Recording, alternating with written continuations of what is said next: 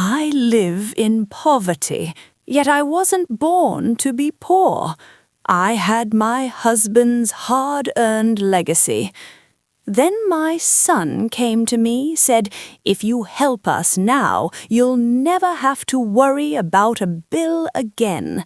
And because he was my son, I handed him the keys to everything I owned.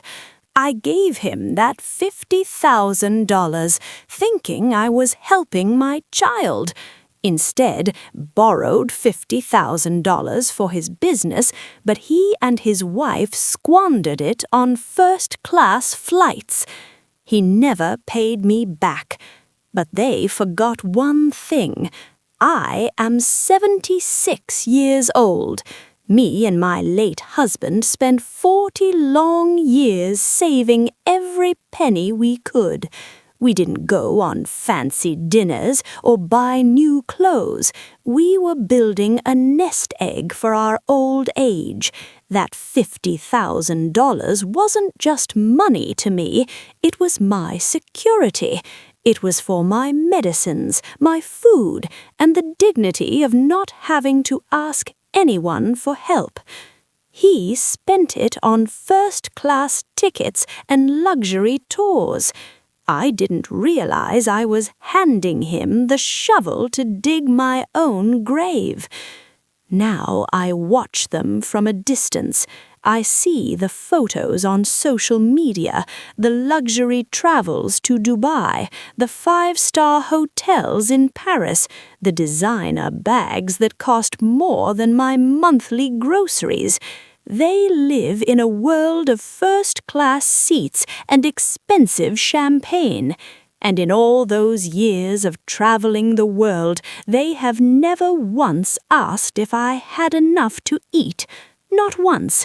They've never checked if I was sitting in this freezing house because I couldn't afford the heating bill. They've flown across oceans to see the world, but they couldn't walk 10 steps to see if their mother was starving. I sit here in this cold kitchen counting pennies for a loaf of bread while they spend my husband's lifeblood on seaside villas and luxury cars. I looked at my empty cupboards tonight, and then my phone buzzed. It was a message from my son. He didn't ask how I was. He didn't ask if I was warm. Greed is a slow-growing cancer. It doesn't start with a scream. It starts with a whisper. To my son, David, I stopped being a mother the moment my husband's heart stopped. To him, I was just a walking, breathing bank vault that needed to be cracked open. I remember the day they came for the $50,000. They didn't come with demands. They came with flowers and tea. David sat where he always did, on the edge of the armchair, and took my hand. "Mum," he said, his voice dripping with false sincerity, "my business is on the verge of greatness. We just need a bridge. If you help us now, you'll never have to worry about a bill again. We'll move you into a penthouse. We'll show you the world."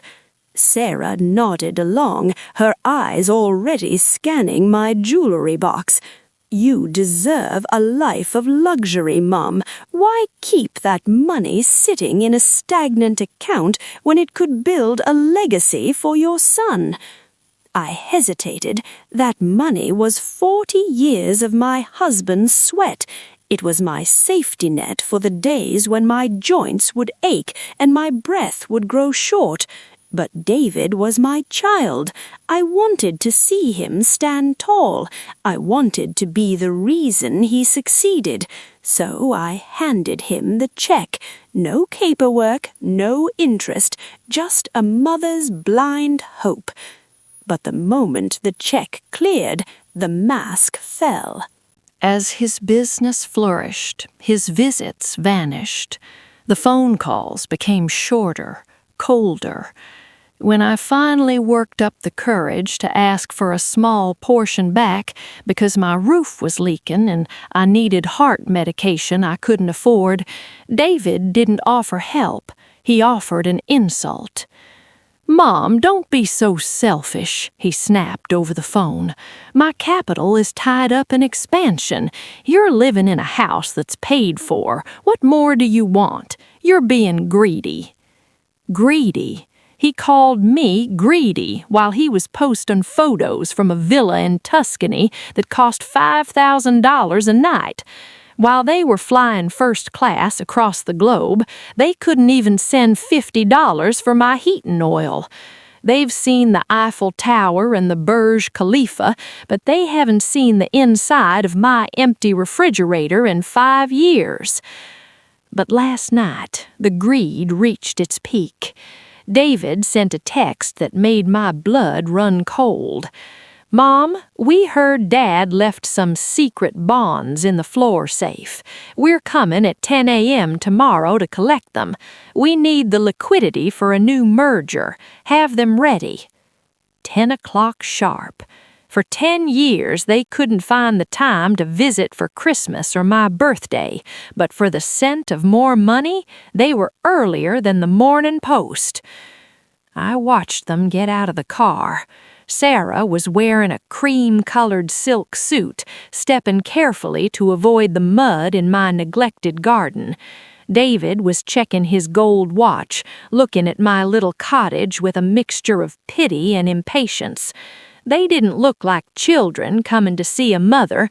They looked like liquidators coming to inspect a bankrupt warehouse. When the door opened, David didn't hug me. He barely looked at me. "Morning, Mom. You look tired," he said, walking straight past me into the living room. "Let's keep this quick. We have a lunch meeting at the club at noon. Did you get the bonds out of the safe?" Sarah stood in the middle of my kitchen, looking at the single half-empty box of generic cereal on my counter. She let out a small, theatrical sigh. "Honestly, David, we're doing her a favor by taking these bonds. She clearly can't manage a household anymore. It's time we talked about a facility for her." A facility. That was the word they used for a cage where they could tuck me away and forget I existed. I walked into the room, holding a heavy, rusted metal box. I set it on the table between us. I saw David's eyes light up, that familiar, ugly hunger, the same look he had when he took my $50,000. "Is that it?" David asked, his hands reaching out before I had even sat down. "It's everything your father left in the safe," I said quietly. "Everything he kept to protect the family name." David fumbled with the latch, his breath hitching. He pulled out a stack of yellowing papers, expecting to see high-value government bonds or stock certificates. But as he started reading, the color drained from his face. His hands began to shake, not with excitement, but with a primal, naked fear. "Mom, what is this?" he whispered. "It's the truth, David," I replied. "It's the forensic audit from 10 years ago. The one your father paid a fortune to bury. The one that proves you didn't lose your first partner's investment, you embezzled it. It's the paper trail that would have put you in prison if your father hadn't loved you more than he loved justice."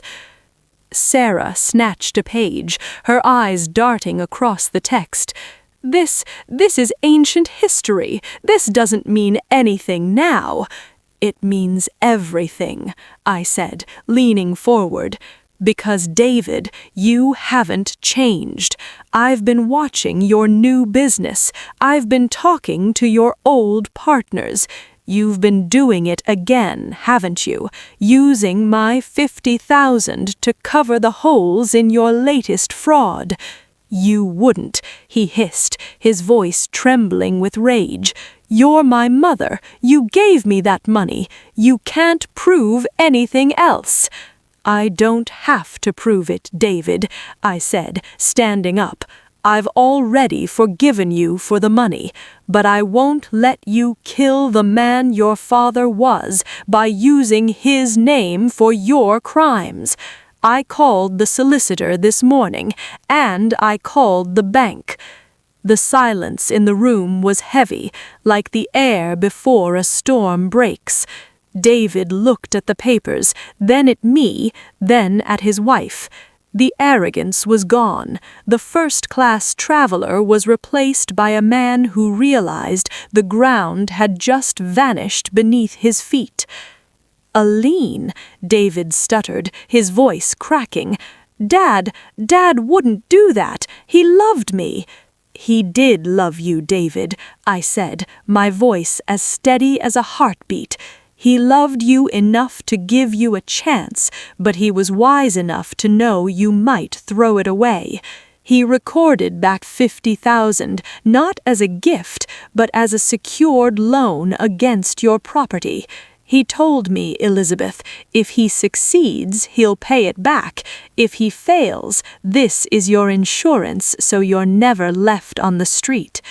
Sarah suddenly found her voice. Her face contorted, she stepped toward me. "You can't do this. That house is worth 3 million. You're going to ruin us over 50,000. It's petty. It's cruel."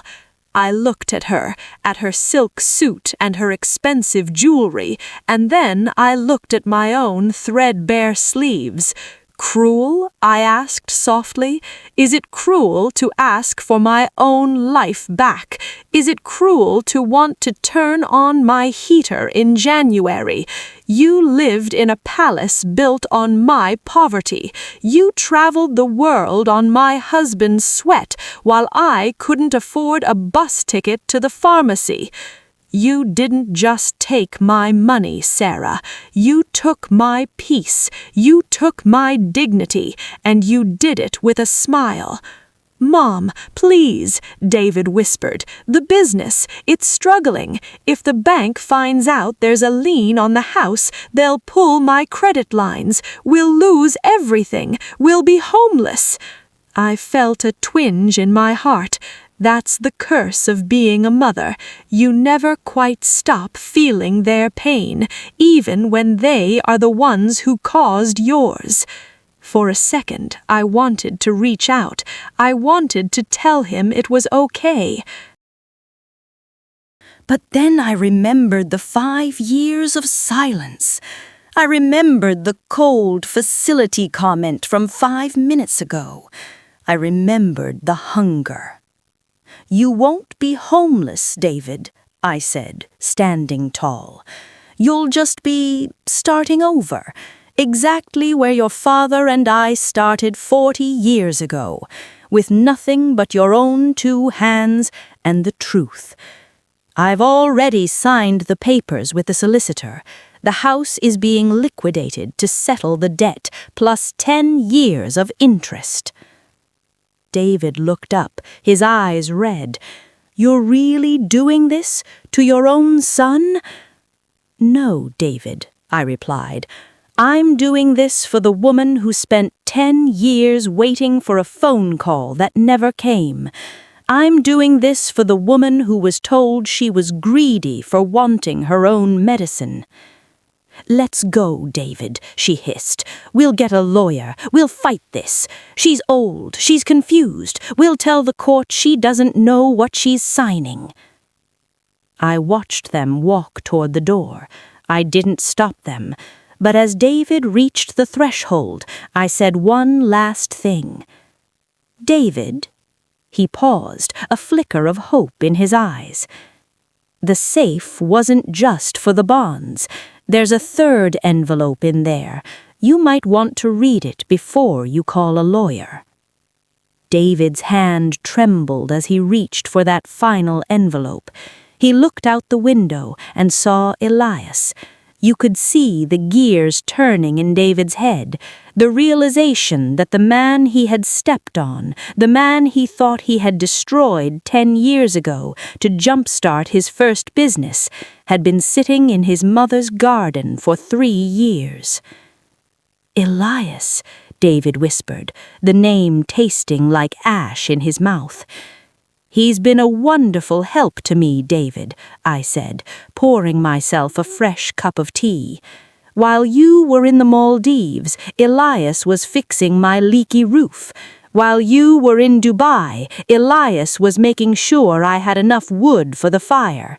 And while you were committing your new merger fraud, Elias was helping me document every single penny you moved through those shell companies." Sarah let out a scream of pure frustration. "This is entrapment. You're a senile old woman playing spy. No judge will take the word of a disgruntled gardener and a woman who can't even afford her own heating." "That's the beauty of it, Sarah," I replied, taking a slow sip of tea. "I didn't need a judge to listen to me. I just needed the tax office to listen to the bank records Elias helped me recover. You see, when you stop paying back a loan to your mother, it stops being a gift in the eyes of the law. It becomes taxable income, unreported income, and the interest, well, the interest is a heavy burden." David slumped against the doorframe. The business mogul was gone. He looked like a small, lost boy again, but this time I didn't feel the urge to pick him up. "Mom, please," he choked out. "Tell them it was a mistake. Tell them I was going to pay it back today. I have the check in the car." "A decade too late, David. You had 10 years of todays. You had 1,000 opportunities to ask if I was hungry, if I was cold, or if I was lonely. You chose the champagne. Now you can choose a lawyer." I watched from my window as the officers stepped out. They didn't come with sirens blaring. They came with the quiet, heavy footsteps of inevitable justice. They spoke to Elias first. He handed them a thick folder, the real secret bonds, not money, but the bond of truth. As they led David and Sarah away, Sarah was still shouting, her voice echoing through the quiet street, complaining about her rights and her reputation. David was silent. He looked back at the cottage one last time, and for a split second I saw the son I used to love. But then he looked at the Mercedes, his true love, as the tow truck arrived to take it away. The final lesson, the warmth of a cold house. The house is still old, the wallpaper is still peeling, but for the first time in 10 years, it's warm. The liquidation of David's assets will take time, but the lien is solid. My savings are coming back, not because I'm greedy, but because I've earned the right to grow old with dignity. I've earned the right to a hot meal and a heart that doesn't race every time the mailman brings a bill. Elias came in after they left. He didn't ask for a reward. He just sat down and we shared a pot of tea, the good tea, the kind I used to save for special occasions. People ask me how I could do it to my own son. They say, "He's your flesh and blood. How could you send him to the wolves?" My answer is simple. I didn't send him to the wolves. I stopped being the shield that protected him from the wolf he had become. I have forgiven him. I don't carry the weight of his crimes in my heart anymore.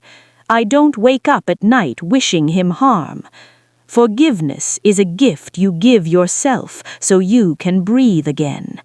It's the highest form of love because it lets go of the pain. But trust is a different thing entirely.